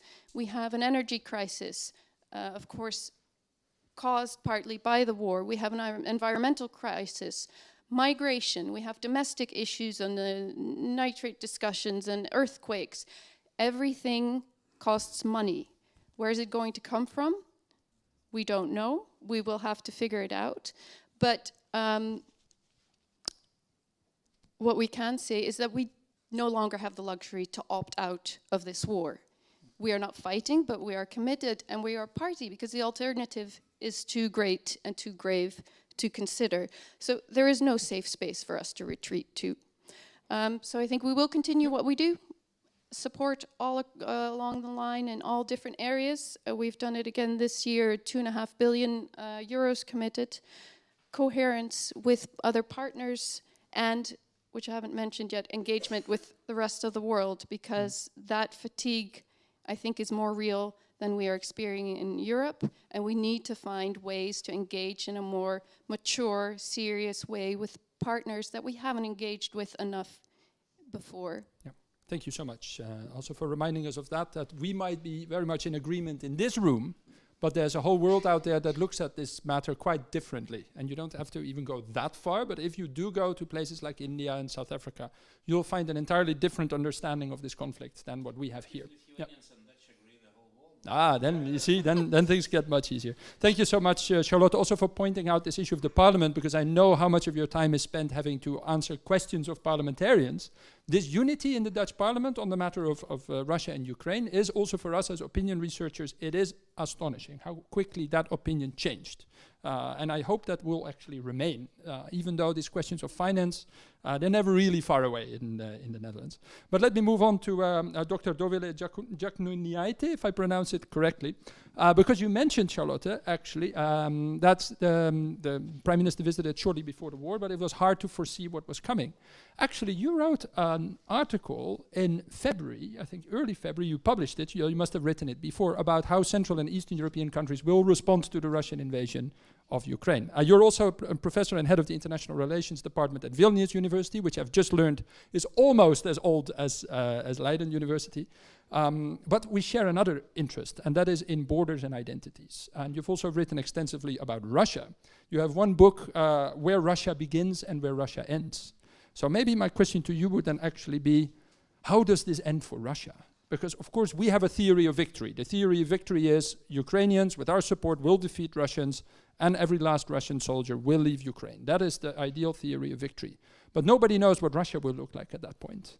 And I think that is an important question for us also to take into account, because as much as I've appreciated in Vilnius seeing the sign, Putin, the Hague is waiting for you, we have very few illusions that that can happen without a fundamental change inside the Russian Federation. So could you reflect a little bit on how Russia should change after this war? So thank you very much, and thank you very much for providing me the chair and space to share my ideas. And thanks for this question. We like to debate Russia a lot, like project, create a variety of models about how it can develop, and but you also put a very clear limit. Let's assume Ukraine wins and all the Russian soldiers get out of, and what happens then? But you also mentioned my book. I wrote it in Lithuanian, but it was my PhD. And in 2007, I wrote that Russia doesn't have conception of its borders. Like it's through the years, it moves up and up, like expands and distracts. And I didn't understand the implications. Of course, it was idea about like discourses, ideas, and so on. But now we see also materially how it moved. But coming back to your question, I think when we project what can happen, the scenario about that we have like all the borders back to before 2014 and all the Russian soldiers are leaving Ukraine, it's very, for me it's very difficult to imagine how probable it is. For me it's very little probability unless we have different situation. Like first of all, we have some movements in Russia, inside Russia, in the regime, some kind of something happens, and Putin is not in power, and there is another group of one person who are in power and are prepared to accept the loss, admitting that the war costs too much in many senses, and it's uncomfortable for them to live. And then we agree on some concessions, and we can then say all the guilt is to Putin. Let's give him hack or whatever, or maybe let's provide him safe place and leave it in bunker. Then I can imagine that we have the situation that the war ends like it ends.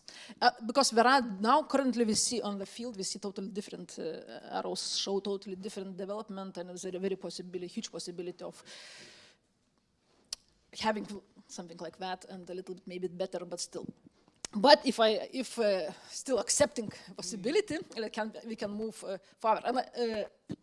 And here I think one thing is important, at least for me, to say that I think Russia can survive some kind of loss, and Putin can survive quite a lot loss for his regime, because we assume that if Russia loses, he like Putin will disappear or will lose power.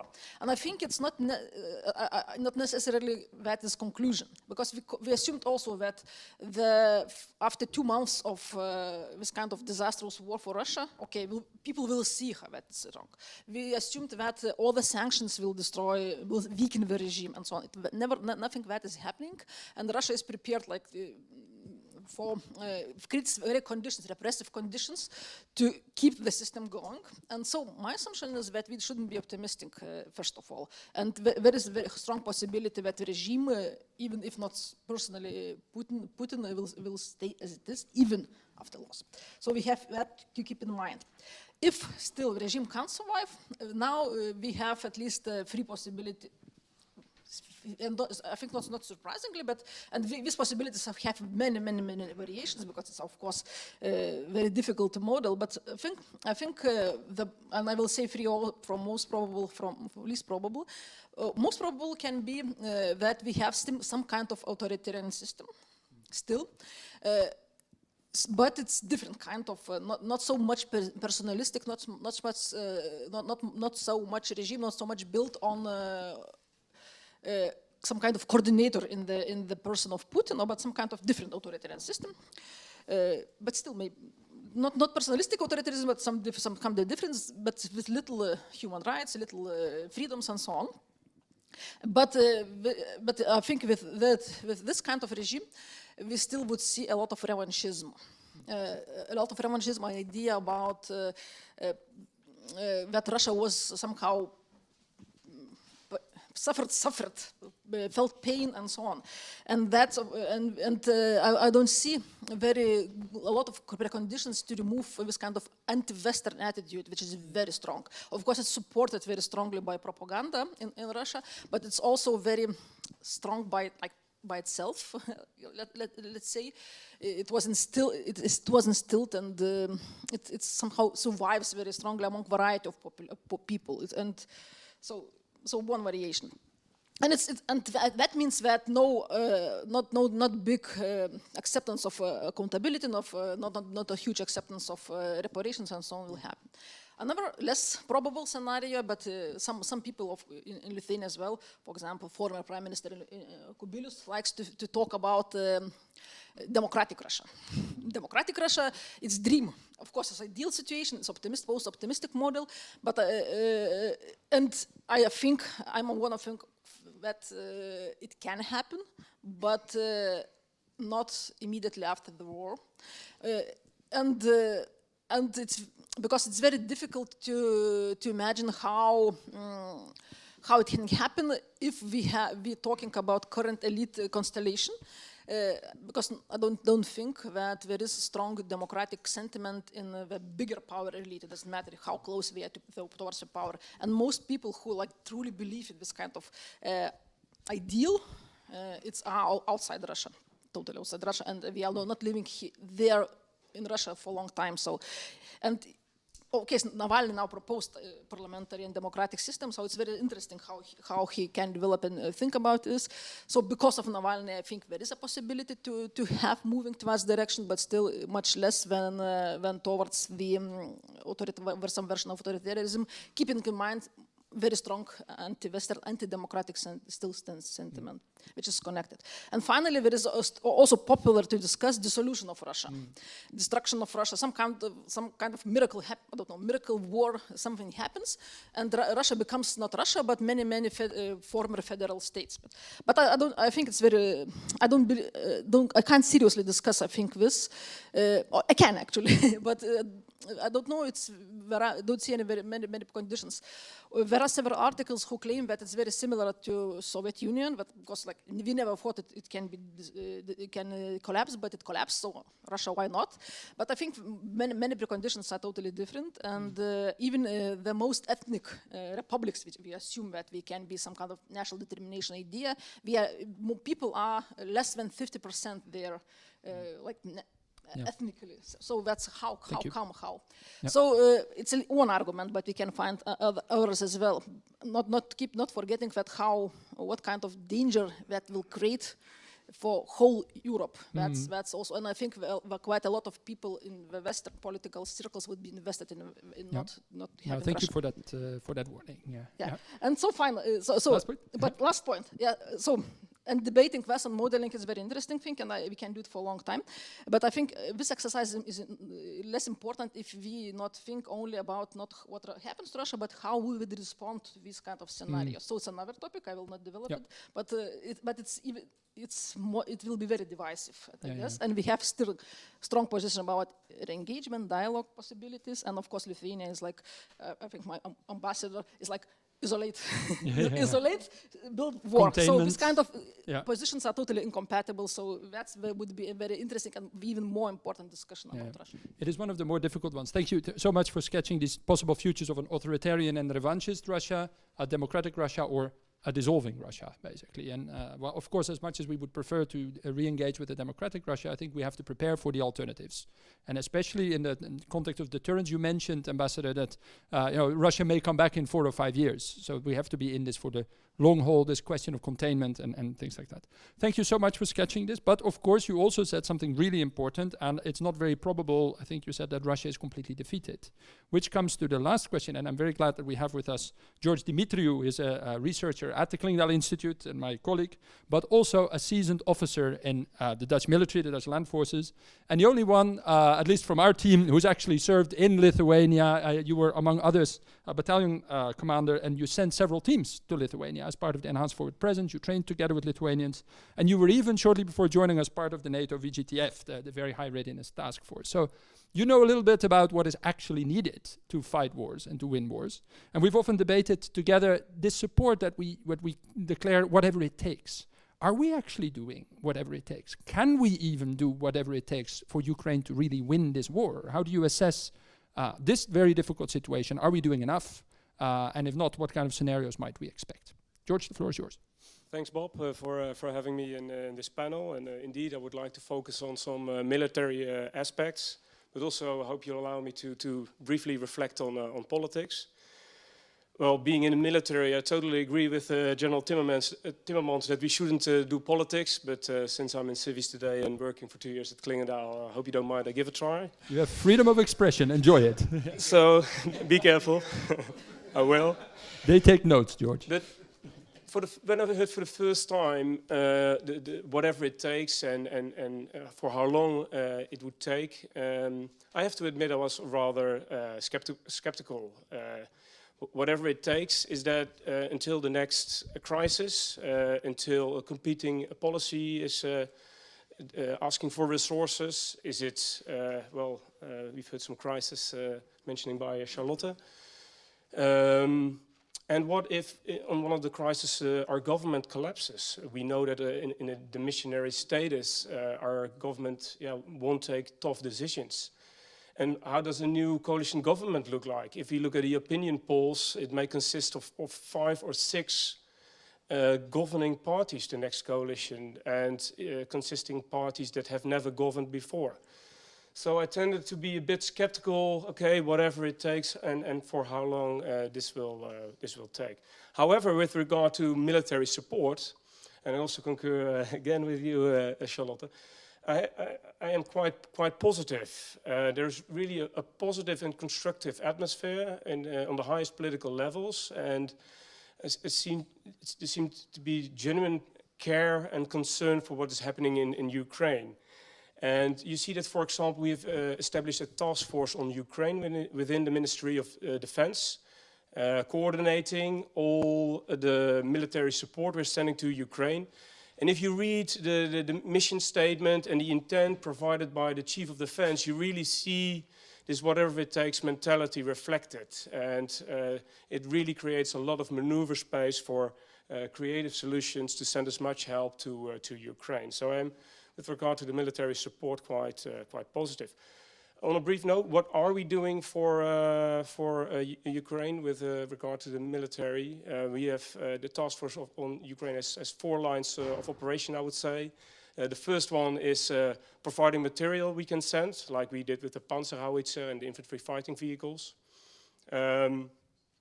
Buying on the market, like we did with the Czech tanks.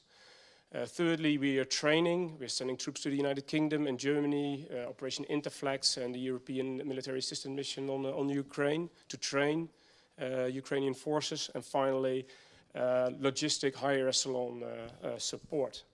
The question, and we've discussed that very often, Bob, is this enough? And I'm not talking, of course, about what we are doing as the Netherlands, but of course from a broader Western perspective. Well, to summarize that and put it quite bluntly, I would say we're doing enough for Ukraine to survive, but not enough to win. And then it would be maybe interesting to look a bit ahead in time, what's happening right now on the battlefield and what can we expect in the months to come. And in particular, of course, there's much debate on this expected spring offensive. Yeah, of course, we don't know.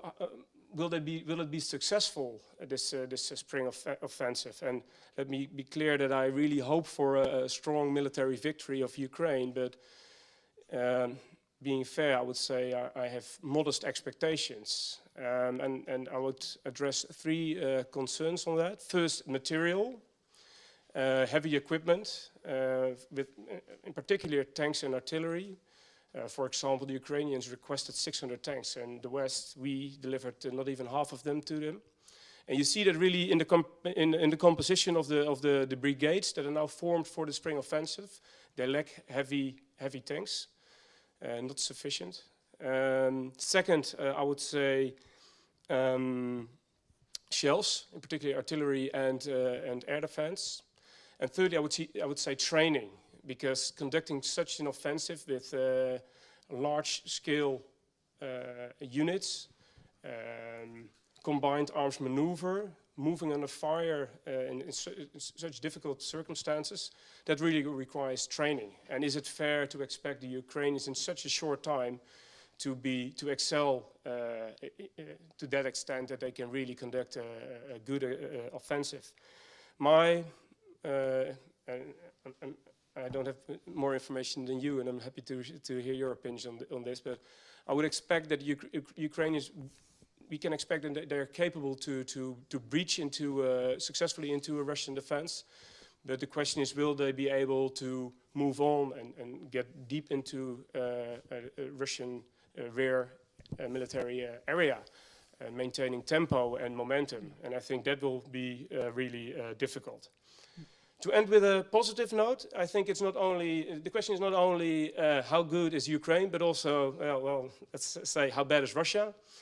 Until now, we haven't seen that much impressive operations. We know that they're better in defense than in offense, and the morale and will on the lowest tactical levels to conduct defensive operations, to hold, is better than to conduct offensive operations. But someone told me recently, well, the only successful Russian operations we've seen until now are the withdrawal from Kiev and the withdrawal from Cherson. So maybe end with this positive note, and happy to share your opinions on that. Thanks so much, George. And if there's one thing we've been consistently doing as analysts, probably across the world, is overestimate Russia and underestimate Ukraine. So let's hope that we're doing that again. But I assure you, Ambassador 𝗶𝗶𝗃𝗀𝗃𝗀, you've taken lots of notes, so I'm very curious to hear your reflections. But do please leave space for at least one round, otherwise you're going to be late for your meeting in the Parliament. You know, I subscribe to every word my friend from the left said, though I usually turn always right. But this is what I wrote yesterday in my Facebook after talking with you at the dinner. If we understand each other like this, we can win the war. But the problem is exactly what you indicated. I'm former ambassador in Washington, D.C. I went to Washington now 4 times in 4 months, and I was saying the same. Guys, do you want war in Ukraine to turn into another Afghanistan? Are you ready for this? After Iraq and Afghanistan, another? Do you understand what might be the global impact of it? To all your constitutional ideas of freedom and democracy, do you understand that this is the, world, rules at stake? Because yes, we do not have a winning strategy. We do not have what's the end game. We are not giving all the weapons, ATACMS and all the rest to win that story. And if we are not winning it, if it goes to the war of attrition, we are losing the world with all the consequences. And for the winning strategy, what do you need? Politicians, strategic brains to draw that strategy. And I'm just from Sweden. I talked with those Vikings who created us, Carl Bildt team. And they said, remember, and I remember it very vividly, I was here in the corridor reading the article of Carl Bildt about Baltic litmus test. In his article of '94, he wrote, listen to the Baltics, more or less what von der Leyen is all, every day repeating. Because if they go red, listen. If you assist every vision and project they try to express, you win the war. If not, you end it. So, and what those Swedes are trying to do, we have, as Europeans, we have June European Council approaching. The last months of Vikings doing it, because then you have Spanish presidency that are entering into elections, then you have Belgians and Hungarians. They want to have a June European Council with a clear kind of constitutional vision that Ukrainians and Moldovans are starting accession talks. We have a plan. So this is of course just the beginning of the show. We give them chance to perform according, to show the merits. Until now we didn't give it. Some Balkans are waiting for 20 years for that chance. And the same with NATO. What do we ask in Vilnius NATO summit for you? Please, end that Bucharest despair, end that Bucharest lie. Start, invite Ukrainians to sit around the table and start discussion about joining NATO. Start preparing it. It takes some time, negotiations some time. You will decide about the speed of negotiations. Ratification, it's another matter. Every parliament will take its own decision. You see what's happening with Hungarians and Turks. I think you can debate with our parliament, actually. But what? This is the responsibility of politicians to start thinking about end game strategy, winning strategy. the problem that you are afraid to win. I had the same feeling in 90s when I was receiving letters from, not me, but okay, Lithuania, from Chancellor Kohl and President Mitterrand. Lithuanians, please stay, you know, do not revolt, do not ask for independence. Gorbachev is so nice, stay with the Russians. And we send them to the direction Ukrainians send this Russian ship. And we are very happy that we did it. So be brave. Do not be afraid to win. We are very close. 2-3 months and we can finish the stuff that our grandfathers didn't for 100 years. Thank you so much for reminding us of that. Being afraid to win and actually not having a clear vision on how it should end is, I think, part of the problem, indeed, why there's different visions within NATO about how this should end. Even though we all we say the same words, but the interpretation is actually quite different. But we've taken quite a lot of time with our panel, for which I'd like to be very grateful, but I also want to give the audience the opportunity to add questions. I think we have time for one round, so we can take 3 questions. Knowing the answer times of my fellow panelists, I should budget for 3 questions. 5 minutes? Yep, okay. So please, don't feel deterred by those remarks, actually, because there might be some questions that you want to ask. I have the first one over there in the back. I think it's Arnoud, yes. Be prepared. This is our journalist on security and defense matters. Hi, Arnoud. I work for the Volkskrant. I'm a journalist. My question is about this debate about strategy and about being able to win or not being able to win. What were your impressions in Washington and to the whole panel if this sense is sort of realized at such a broad level in our societies and among our experts? Why isn't anything changing? And with the limited time available, how to get back to a sense of urgency? Thank you so much, Arnoud. Yeah, see if we have other questions over there. Yeah. Thank you once again, Alexander Strelkov, Erasmus University College.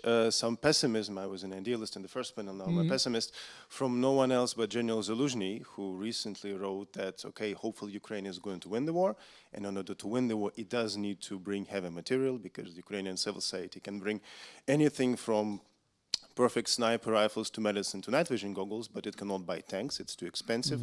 The question is that after this victory, there might be another war with Russia again, because the sources of Russian aggression, militarism, no matter how you call it, are not addressed, cannot be addressed, no one wants to do with it. So ultimately, sort of the forewarning that accept Ukraine, give it all it needs, because there might be season 2, unfortunately. Thank you. So this need for this longer term perspective, important. Are there other questions in the room? Last chance? Nope, then we're going to take these 2. I think, Žygimantas, you were the one last in Washington. I'm very curious what you thought Americans were actually thinking at that point. Well, I would make it very blunt. All the wise people are with us. The think tanks, experts, military brain is with us. Politicians are also with us. Politicians, I mean, who are not afraid to tell the truth without political correctness. And not only Democrats, Republicans. Most of the new chairs, Chairman McCall, Foreign Affairs, Rogers, Defense, Mike Turner, they are like me. They are Reagan type of Republicans. Well, they start the conversation, sorry, you know, we are not, okay, it's open discussion.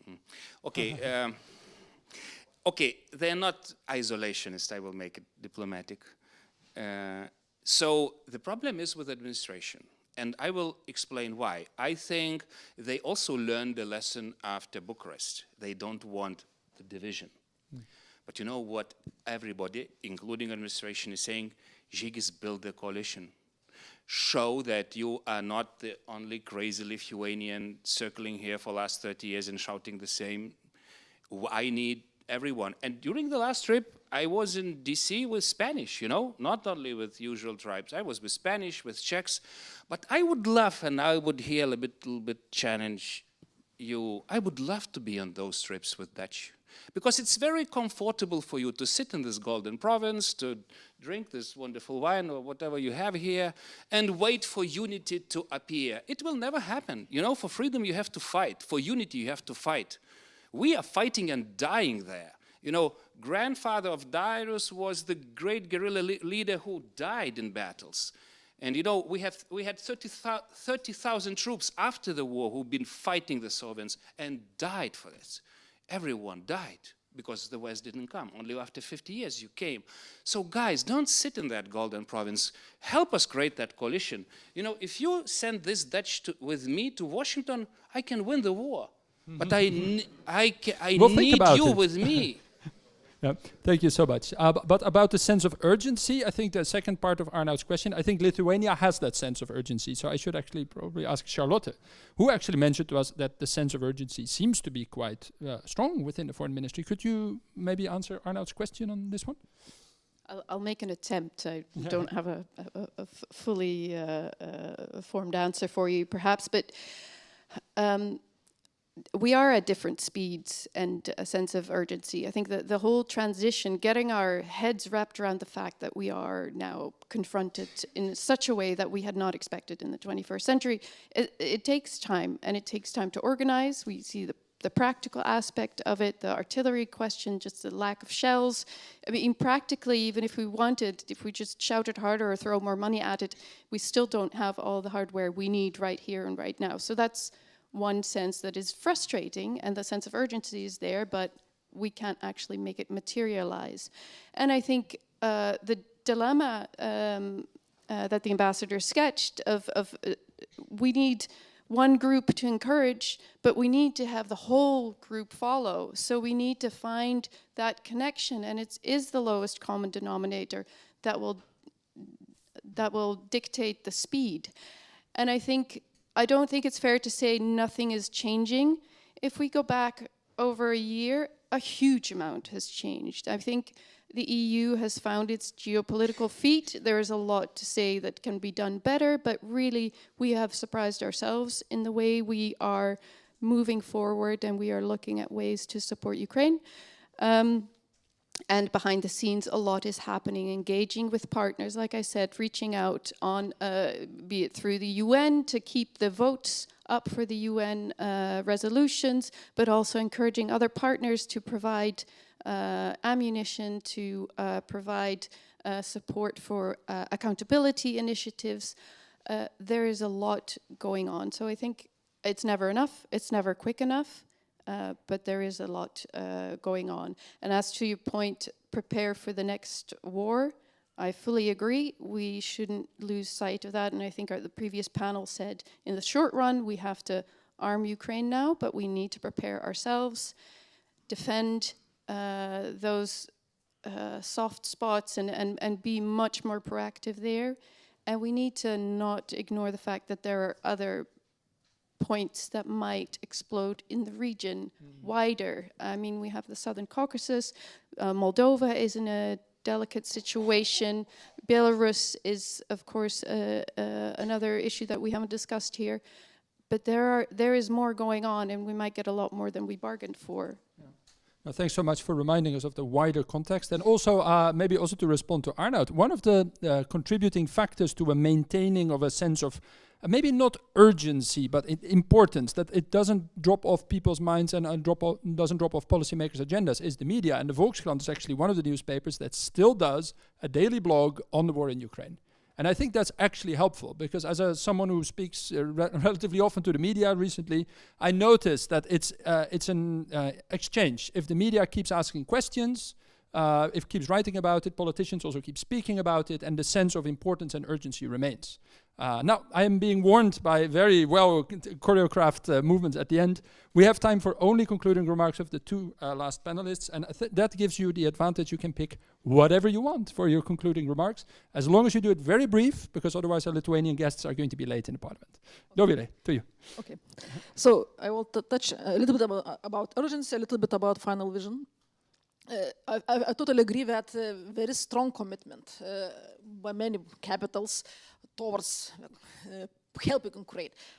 That's a question about capabilities, variety of senses in domestic issues and also like contributing.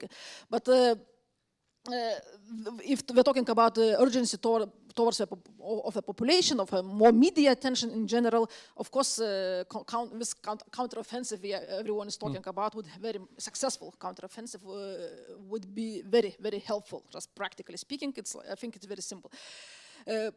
And I think another urgency you can see from my Lithuanian foreign policy people, I think it's very clear understanding that mid of summer is like one of the very important points to reach decisions and make as much committed as possible. It's not accident that 𝗧𝗵𝗺𝗺𝗵𝗀 is mentioning 2024, and it's I think it's very clear realization that a lot of huge political changes will happen.